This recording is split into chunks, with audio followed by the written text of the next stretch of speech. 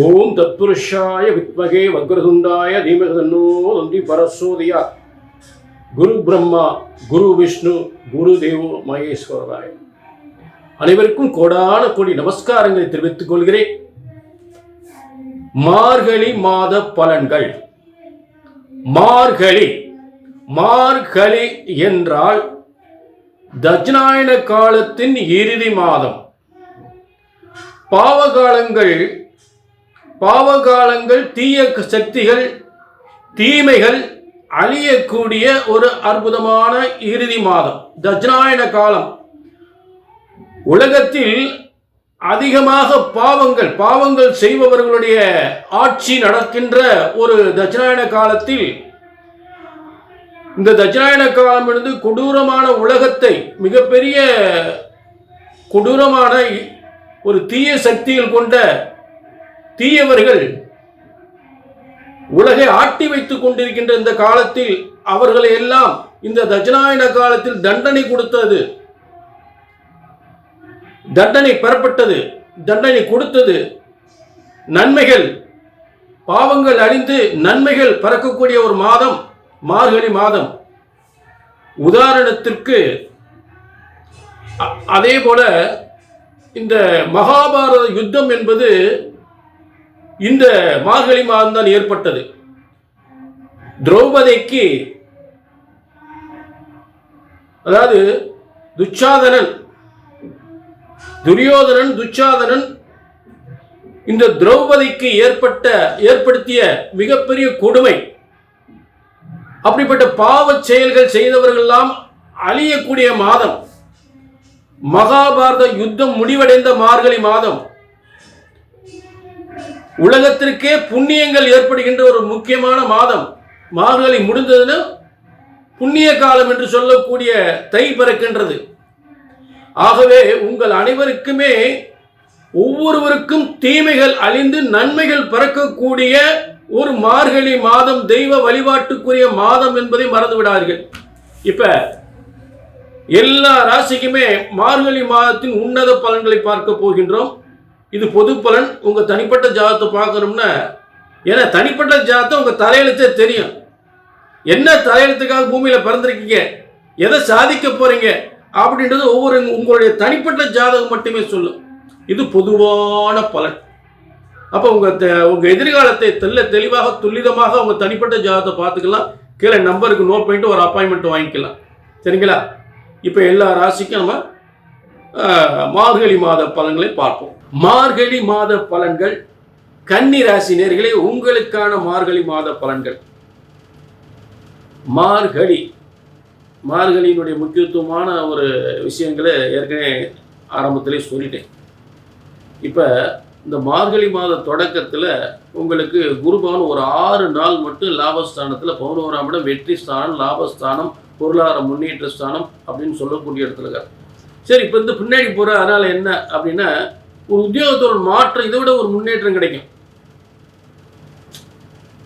கவலைப்படாதீங்க. திரும்ப என்னாச்சு, புத்தாண்டுல திரும்ப உங்களுக்கு லாபஸ்தானத்தை வரப்போறார்.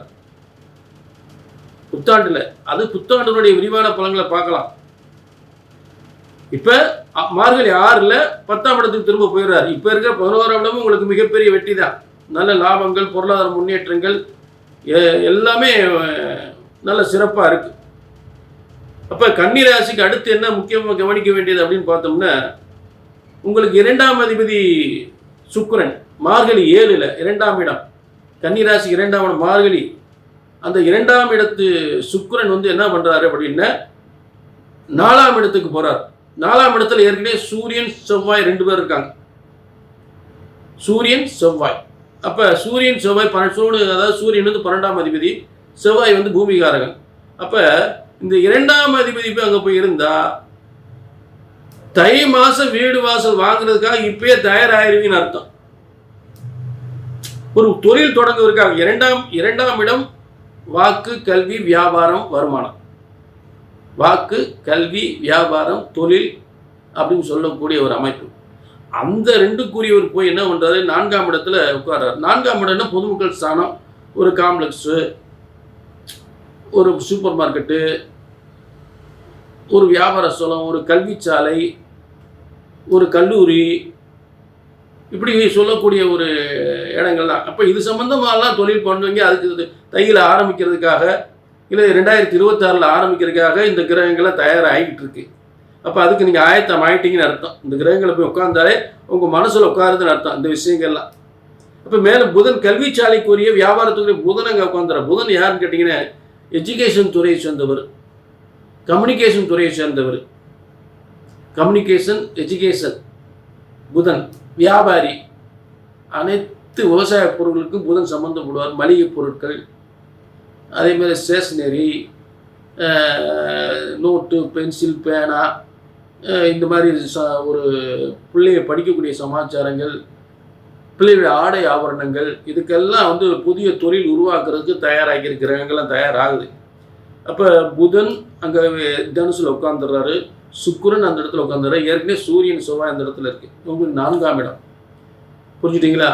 அப்போ 4ஆம் இடம் வாகன யோகம், வீடு மனை வாகன யோகங்கள், சொத்து யோகங்கள், இதுக்கெல்லாம் ஒரு நல்ல ஒரு அதுக்கான ஒரு வழி அதுக்கான வழிகள் உருவாகுது, அதுக்கான நல்ல நேரம் உருவாகுது, அதுக்கான விஷயங்களை சந்திக்கக்கூடிய நிலை ஏற்படும். இதெல்லாம் வெற்றி பெறக்கூடியது 2026 தையில் இதெல்லாம் வெற்றி பெற அதுக்கான ஆயத்த பணிகள் தயாராகிட்டு இருக்கு. நீங்கள் தயாராகிறீங்க, உங்கள் மனசில் ஏற்படுது. புரிஞ்சுட்டிங்களா? தொழில் தொடங்குறதுக்கோ இல்லை சொத்துகள் வாங்குறதுக்கோ இல்லை உயர்கல்வி படிக்கிறதுக்கோ இப்படியெல்லாம் பல நல்ல காரியங்கள்லாம் 2024 அதை செய்யணும் இதை செய்யணும். ஏன்னா மார்கழி 17 2026 பிறக்க போகுது. அப்போ அதை அந்த 2026 பலன்களை நம்ம விரிவாக பார்க்க போகிறோம். 2026 பலன்களை புத்தாண்டு பலன்களாக தெளிவாக பார்க்க போகிறோம். அதில் தெளிவாக பார்ப்போம். இப்போ அதுக்குள்ள கிரகங்கள் எப்படி உட்காருன்ற விளக்கத்தை மட்டும் கொடுத்துக்கிட்டு இருக்கேன் மார்கழியில். புரிஞ்சுட்டிங்களா? மார்கழிக்கு அப்புறம் தை, அதுக்கு இடையில புத்தாண்டு பிறந்துடுது. எல்லாமே சிறந்த யோகமான காலம் எதிர்காலம் வந்துக்கிட்டு இருக்கு. அதற்குரிய பலன்களை நம்ம அதில் பார்க்க போகிறோம். இப்போ மார்கழி என்ன கிரக மாற்றம் அதைத்தான். புரிஞ்சுட்டிங்களா? அப்போ அடுத்து உங்களுக்கு கன்னிக்கு 6ஆம் இடத்துல வழக்கம் போல் சனி பகவான் இருக்கார். சனி ராகு 6ஆம் இடத்துல சனி ராகு இருப்பதனால் ஒரு தொழிலில் நல்ல ஒரு முன்னேற்றம். ஏன்னா ஆட்சி பெற்ற சனியால் தொழிலில் அதிகாரத்துவம், உத்தியோகத்தில், அதே நேரத்தில் மாமன் வழி உறவுகளில் இதெல்லாம் நன்மை என உறவுகளில் ஏற்படக்கூடிய பிள்ளைகளுக்கு நல்ல கல்வி இதெல்லாம் ஒரு கொடுத்துட்ருக்கோம். ஒன்றும் பிரச்சனை இல்லை. சில பேர் பிள்ளைங்க வெளிநாட்டில் போய் வருமானம் பார்க்கலாம். இப்படிப்பட்ட நிலையெல்லாம் கொடுக்கும். சரிங்களா? இதுதான் இந்த மார்கழி மாதத்தில் உங்களுக்கு ஏற்படுகின்ற கிரக மாற்றங்கள். அடுத்து நம்ம புத்தாண்டு பலன்களையும் சிறப்பாக நம்ம பார்க்க போகிறோம். இது நல்ல கவனிங்க. இது பொதுவான பலன். நீங்கள் 2024 என்ன சாதிக்க போகிறீங்க அப்படின்றத உங்கள் தனிப்பட்ட ஜாதகம் மட்டுமே சொல்லும். உங்கள் வெற்றி உங்கள் ஜாதகம் தான், அதில் மாற்றமே இல்லை.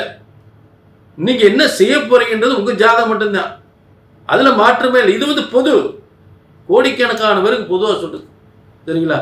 ஆக உங்களுடைய தனிப்பட்ட ஜாதகத்தை பார்க்கணும், கீழே நம்பருக்கு நோட் பண்ணிக்கங்க, ஒரு அப்பாயின்மெண்ட் வாங்கிக்க.